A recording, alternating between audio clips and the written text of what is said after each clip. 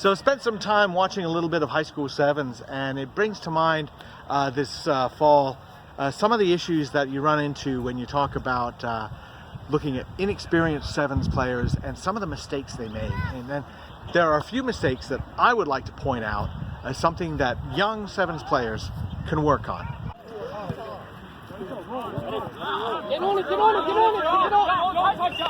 So you know how it works. You score a try in sevens and you've got the momentum, right? You're going to go restart, you're going to kick, you're going to attack, you're going to exert pressure, you're going to score again. And then what happens?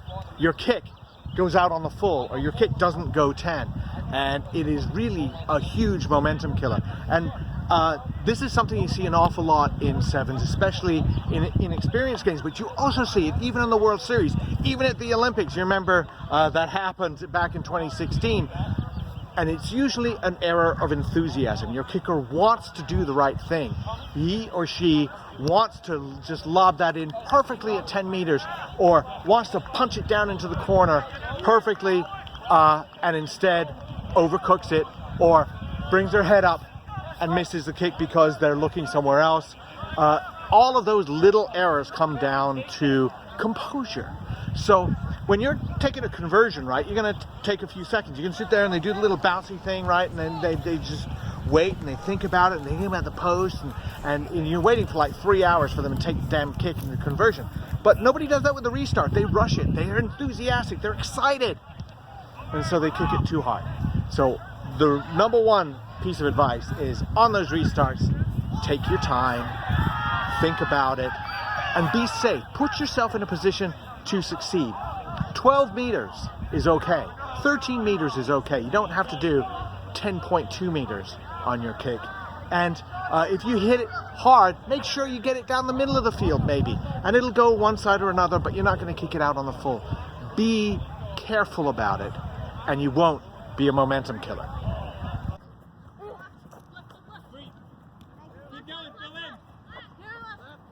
It's the most simple thing you can do in a rugby game. You catch the ball and you pass it. That's it. You don't catch the ball and run 4 steps. You don't catch the ball and do a little jink and a little head tilt and a little side step. You catch the ball and pass it. In sevens, especially if you have speed on the wing, especially if you're looking up, you should be looking up and you see maybe you've got a 4-on-3, you've got a 3-on-2. Maybe you just have a 3-on-3, but you know your guy on the outside is fast. Guess what? Catch it and pass it. Don't add anything else to it. Don't waste your time.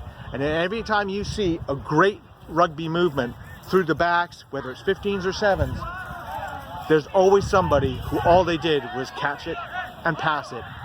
And that's the link that makes it beautiful. And that's the link that scores a try. Knocked down there by the lamppost, but they come flying in. Tupualo has the Tupualo! Get the...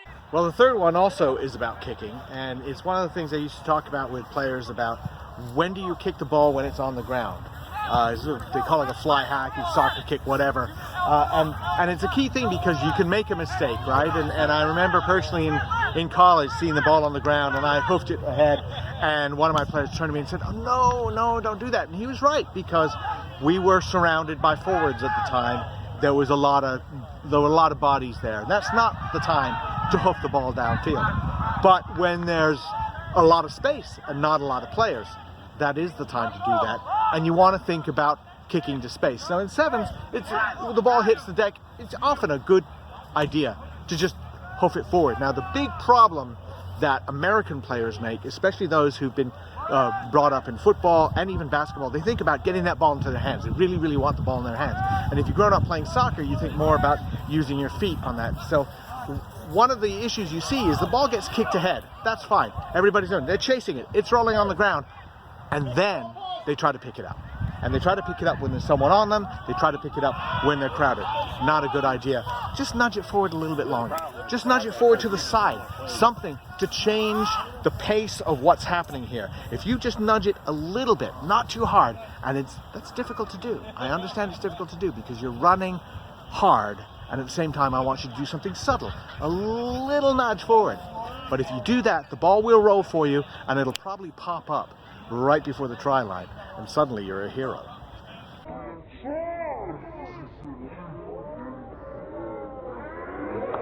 And the fourth thing, well, what does rugby have in common with baseball, or cricket for that matter? But let's talk about baseball. It's change of pace. And one of the things you don't see with players is how they might slow down to actually help accentuate the speed of the player they're passing to. So, especially with young players, in sevens even more so because there's so much space, you'll see players run away from who they want to pass to and then try to fling a difficult left-handed pass back across their body. They don't have enough power, the ball falls on the ground, disaster ensues. Put yourself in a position to succeed. Get a little bit closer to that person, but then maybe as you're running toward a defender, break it down and stop. You know you're going to pass it, right? So you come down and you stop. Maybe get down in a crouch so you can do a nice little scrum half pass and send it out to your teammate. Now they're rushing on, right? You send them a lead pass, they're rushing onto it. So you've stopped. Your defender often will stop as well. They're like, what's going on? What's going on? Other defenders might slow down or stop because you've stopped. They're wondering what you're going to do. And then you send a flat pass to someone running as hard as possible. The change of speed has made that player you're passing to faster. Someone like me, who's very slow, can actually appear somewhat faster by having that play set him up. That's the only way I used to score in sevens, and really, it's a great way to put yourself in a position to succeed. So that's 4 things that we talked about in sevens that I've seen so far this fall, and I know we're watching a 15s game behind us, but I don't care. That's what I got.